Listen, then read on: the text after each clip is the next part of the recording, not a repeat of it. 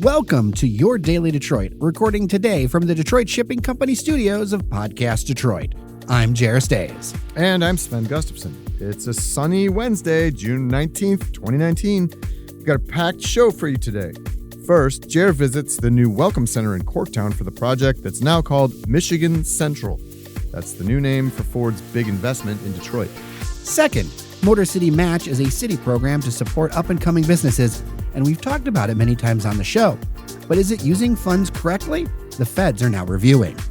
And third, Fletcher Sharpe joins us in the studio to catch us up on all things Detroit City FC and soccer news in general. And finally, there's a tasty deal on Buddy's Pizza to celebrate their 73rd anniversary. We'll get right to all of that right after this. Thanks to Milo for their support of the Daily Detroit podcast. Milo is a marketing agency that produces amazing experiences for audiences. They partner with their clients to drive business and create innovative content. Do cool stuff with them at milo.agency. So, Jair, you went down to what Ford calls their factory this morning. That's down at Michigan and Rosa Parks. It's that space where they're working on mobility projects, electric and autonomous vehicles and everything. I guess they've got a new thing opening up there now? Yeah, Sven. Ford's project in Corktown, and now they're calling it in total Michigan Central. Well, it now has an information center that the public can come to. They can ask questions, get more information about the project, all that. Okay, so what is the latest on the project? Well, first off, everything's on track as far as timing for their 4-year project to redo the station. They have made immense project progress. I've actually had a chance to go in there a couple of times since that press event that we went to back last year, because actually This is the 1-year anniversary of that press event that we were at. And they have made a ton of progress with this thing. There's also been some things that are starting to shift. One thing is that it used to be the thought was residential was going to go on the top 3 floors. Now they're looking at a hotel as something in the hospitality space for that building. And remember, this entire thing, it's more than just that old train station. We've got the factory building that I was at, and then there is there's the book depository, which that thing went to ruins back in '87 after a massive fire. So it's been sitting empty for a long time. And then you've got a couple of other things going on. One cool thing that I really liked was they have this digital model. Like there's a couple of screens up top and one on the bottom. It's all touch screens where you can see everything happening as far as traffic, mobility, traffic patterns, not just around Corktown, but around the entire Detroit area. It also includes like future forecasts to check where things are, where things will be in, say, 2023. You can dive through like SEMCOG data and see like where crashes happen for alcohol, people ran red lights, all this really in-depth data. It's really fun to look at. And then they've also got their spin... Their scooters. Yeah, those scooters that they've got. So they've got a real-time map updated to the 10 seconds of where all the spin scooters are. So for more about this, I had a quick chat with Paula Roy Carruthers. She's the Detroit Development Manager for Ford. One thing that I want to point out that was interesting is their idea that half of the projects that are happening in Corktown that they're trying to really catalyze, they want them to be things that are other than those connected directly to Ford. You deal with development, kind of overall, what kind of changes do you see coming in the next 5-10 years as this project gets off the ground and kind of sinks in? Right. Well, obviously, in the next 4 years, we expect that our building, the first of our buildings, will be open. So Michigan Central Station and the building right next door, which has been known as the Book Depository, which is an old Arbor building. We're launching right now, working on our design and construction of those buildings, and we hope to have those open in the next 5 years. Obviously, that will be a major change in the neighborhood, and we want to be good neighbors. And this information center is one way that we can stay tapped in, but it allows people to come and see what we're doing. It allows them to come and see some of the cool innovations that Ford is working on. We really have this great kind of mobility technology space that Ford is advancing in that a lot of people don't know about. We do a lot more than just cars. And so this information center will be a place for them to learn about not just the development itself, but also some of Ford's technology innovations. What excites you about working on a project like this? I think this is a phenomenal opportunity. Obviously, Michigan Central Station has been a building that people have been watching for decades, and have been waiting for something to happen here and for it to come back. And I think Ford's investment in the property is sort of a keystone investment in the community and in Ford's future and in our sort of a real estate, a very physical embodiment of sort of the shift that Ford Motor Company is making in technology space. So let's talk about that shift just a little bit. In that, so why Corktown? Because there's this huge campus in Dearborn. There's all kinds of facilities all over the world that Ford's part of. Why here for the business? Yeah, why here? So this is really Ford's opportunity. We see this building and this neighborhood as a great place for us to expand some of our technologies that are working in this smart world. So what we imagine is that the businesses, the part of Ford that will be down here will be our autonomous vehicles and some of our expansions into the smart vehicle world, right? So as we look into the future and we see that people are living more in urban areas, Ford wants to be a part of that, and we see our role in our expansion. We really need to be in this place. We see this campus as being Michigan Central as being very different than our Dearborn campus. Where in Dearborn, it's really mainly Ford businesses and our partner businesses. Here we see Michigan Central being a place where there are Ford employees and business lines that are here, but we also invite all sorts of other entrepreneurs and startups and other tech businesses, designers, retail. We want to create kind of a new neighborhood that brings together a lot of different ideas and allows for kind of creative energy that we think will be a great centerpiece for the city of Detroit, kind of adding to some of the other great business districts that we have in this city. Interesting. Jared, one thing we haven't talked about on this show, but we were having lunch down in Corktown the other day at Folk, and we saw one of Ford's self-driving cars going down the street right outside. Yeah, it's pretty cool. They're rolling out their partner, and I guess it's technically called Argo AI. Right. Yeah, they made like a big investment in that. They're apparently Ford Fusion hybrids, and Argo has actually moved and is now located in that factory building at Rosa Parks in Michigan. And there's one thing I wanted to point out about this, and I don't know what you think, Sven, because you cover more of the auto beat than I do, but it really seems like Ford and their partners are kind of setting themselves apart. Like a lot of the stuff I hear about autonomous technology is like way out in the desert somewhere or in some area with perfect weather. And Detroit has neither of those things. Yeah. Waymo's done a similar thing, starting to test in Michigan specifically because it wants to, be able to test its self-driving cars in bad weather. Ice, snow, etc. Yeah, if they don't work in winter, then kind of what's the point, right? Right. So when can people go check out this new information center for themselves? Well, although there's some openings this week, it opens in earnest next week. And the center will be open between 4 to 7 on Tuesdays and Thursdays. That's 4 to 7 in the evening, and noon to 4 in the afternoon on Saturdays. And of course, I will put pictures from my trip up on Instagram and on dailydetroit.com. Jerry, I'm just curious, how much do you think this is sort of a response to, some of the criticisms or concerns in the Corktown community that like this is going to, jack real estate values, stratospheric and out of reach for everybody, and that they're the big corporate citizen moving in here and they're going to change everything? Well, for sure there's concerns about that, right? And there were actually multiple panels devoted to community groups that Ford's going to be dumping money into, grants, all that kind of stuff, and vision boards, like what your favorite memories of Corktown were, what's your favorite thing to do in Corktown. So I think they're also using it as a listening post for some of those things beyond just that community engagement piece, because, the folks in Corktown, they're one of the neighborhoods that have stuck it out for a really long time. There's still a lot of empty land in Corktown for sure, but all of this development around it is really going to affect the real estate prices, and frankly, it already has. The U.S. Department of Housing and Urban Development has asked the city of Detroit to suspend use of federal funds for a very popular program that supports small businesses. The Detroit News reports that the popular Motor City Match program is under federal review, with questions raised over record keeping and whether the funds were distributed appropriately. Motor City Match connects small businesses with grant money and spaces to redevelop around the city.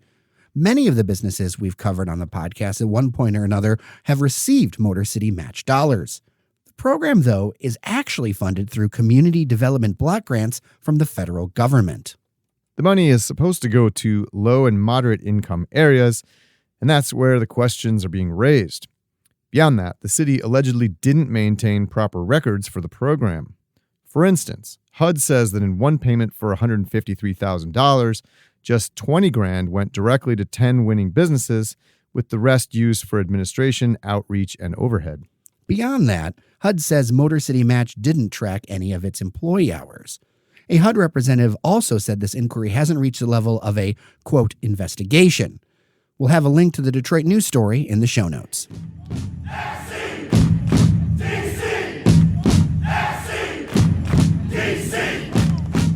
Detroit City FC is on a 7-game unbeaten streak after a 5-0 win on Sunday at home against Toledo Villa. The Rouge also haven't conceded a single goal in those 7 games, 2 of which were scoreless draws against top division rivals AFC Ann Arbor and Grand Rapids FC. Joining us here to give us his kind of mid to late season report card on Detroit City FC is Fletcher Sharpe. He's a soccer journalist who covers Detroit City FC and other NPSL teams in Michigan for Midfield Press. Fletcher, good to see you, man. Hey, thanks for having me. I really appreciate, being here and giving insight when I can. Well, we really appreciate your insight.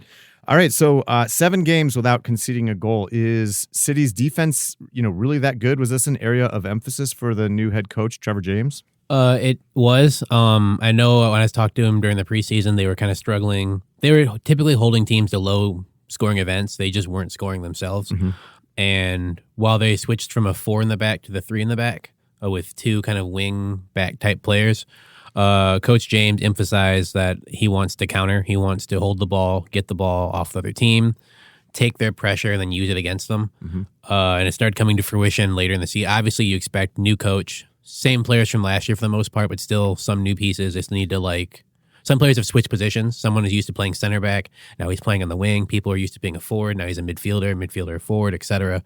So now that we're just over halfway during the season, I think we're close to the last third. Mm-hmm. Players are getting into grooves where they need to be. So as a result, you're seeing the defense able to trust each other more. And yeah, if you're a Detroit City fan, this is great for you. It kind of holds true to what I said earlier in an episode where I said even years are great, they're bad, odd years are great. They did the same exact thing in 2017 where they kind of started off slow and then they rattled off 9 straight wins on their way to winning the Midwest Regional Championship. So I'm not going to say the same thing and jinx myself for that, but I think they're close to getting around the same level as they were then. City also haven't been able to get on the score sheet in their 2 draws, 0-0 draws against AFC Ann Arbor and Grand Rapids FC. They're all basically neck and neck at the top of the Great Lakes Conference division. Does that suggest there's just not much separating these 3 teams? Exactly. As it's been shown when Ann Arbor plays against a weaker team or Grand Rapids plays against a weaker team or Detroit plays against a weaker team, they can kind of impose their will on the team. Mm-hmm. After a while, the teams kind of just say, okay, we're playing these teams. We can hold on for a half, hold on for 50 minutes, but once a goal gets let in, they kind of just hang their heads. And next thing you know, with the FC Indiana game, they played really tight and played well. And then once they gave up a goal, they kind of said, all right, well, whatever. And kind of just, I don't want to say gave up because you don't know what's in the players' heads, but they kind of resigned the fact we're going to lose this game. Mm-hmm. And then you saw Detroit City kind of pile on. With playing Grand Rapids or playing Ann Arbor, it's very hard. The coaches they have are very good. The players they have are also very good. I'm not saying they're better than Detroit's, not saying they're worse than Detroit's, but when you're playing 2 really good teams, it's hard to impose your will upon them. You have to mentally break them, and because Grand Rapids and Ann Arbor and Detroit are all historically great teams in the division, it's going to be very hard to do. City's next in action Saturday night down in Ohio at FC Columbus. That's a team they've previously beaten 3-0 at home. You expect anything different this time? Not really. Columbus has one of the best forwards in the Midwest, and Damani Kamara. But I do know as of late he's been kind of falling out with their Columbus's kind of higher ups. I know they benched him for 2 games, and as a result, when he subbed on, he kind of was whatever. If they can contain him like they did the first game, then they'll be fine. If they let him run wild, then they're going to have issues. Back to the top rivals, the 3 teams all fighting for the top position in the Great Lakes division. City's got a kind of stacked back end of the season. They play host to Grand Rapids FC July 5th. 2 days later, they travel out to Ann Arbor to take on the mighty Oak. How does the playoff race, shake out here for the Great Lakes division? How many teams are going to go? Do we know that yet? It's between 6 and 8. If I recall correctly, it's 6 with the top 2 teams getting a bye and then after that playing. So if it is 6, one of these really good teams is going to be left out. That's 6 for the entire for the Midwest region. For the Great Lakes, the Eastern Division, and the Central Division. which is unfortunate because the Midwest. I don't want to sound biased, but the Midwest Division is the best, I guess, of all the teams. Mm-hmm. The North Division is still kind of developing. Where Duluth, Dakota Fusion, Minneapolis City, they're still kind of getting their feet under them. And the Eastern Division, which has Cleveland SC, Buffalo, Rochester Lancers, they're more established, but they don't really have teams that are like flashy. Mm-hmm. So the Midwest is kind of like the more well-rounded, so it's really unfortunate that typically it's the division winner and then the second place team, unless something happens where like the second place team only has like 9 points. So it's whoever is in third place after that weekend where City plays Grand Rapids, then Ann Arbor. Whoever's in third place probably will be in third place at the end of the season. Soccer journalist Fletcher Sharpe. He's co-host of the Outer Drive podcast, which covers all things soccer in Michigan. Fletcher, thanks so much for coming in. Yeah, thanks for having me. I really appreciate it. In related news, DCFC announced it has scheduled another international friendly. This one is against Mexican side FC Juarez on July 10th at Keyworth Stadium. It's a replacement for the previously scheduled friendly against Lobos after FC Juarez acquired that team. And in even more international soccer news, Lionel Messi and Spanish giants Barcelona will play an international friendly August 10th at Michigan Stadium in Ann Arbor. They'll play the second match in the inaugural La Liga Serie A Cup against Italian side Napoli. And yes, the clubs say they'll play their first-team starters like Messi and Colombian star James Rodriguez, who's being transferred to Napoli. The first game takes place 3 days earlier in Miami. The sports promotion company organizing the inaugural cup is owned by Stephen Ross. He's a billionaire real estate developer who is a major benefactor to the University of Michigan. Before we let you go, a slice of good news. You can get $7.30 off of a Buddy's pizza once a month until the end of the year. Buddy's is celebrating their 73rd year in business, and so they're giving away 25,000 customer appreciation cards with a discount. They're good on any 8-square pizza. There are 6 coupons on the card, one for each month left in the year. And on Sunday, there will be a celebration bash from noon to 3 at their original location on Conant. By the way, the building Buddy's operates in on Conant sold recently for a cool $1.3 million to a New Jersey-based trust.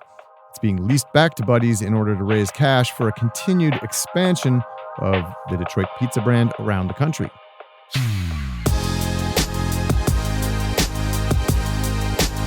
And that's our show, friends. Thanks for listening. If you want to keep this show in your eardrums, one of the best ways to do that is to become a member. For just a few bucks a month at patreon.com/dailydetroit, you can help push Detroit's conversation forward. And they're stickers. Who doesn't love stickers? Until next time, I'm Sven Gustafson. And I'm Jer Stays. Take care of each other, and we'll see you around Detroit. You're listening to the Podcast Detroit Network. Visit www.podcastdetroit.com for more information.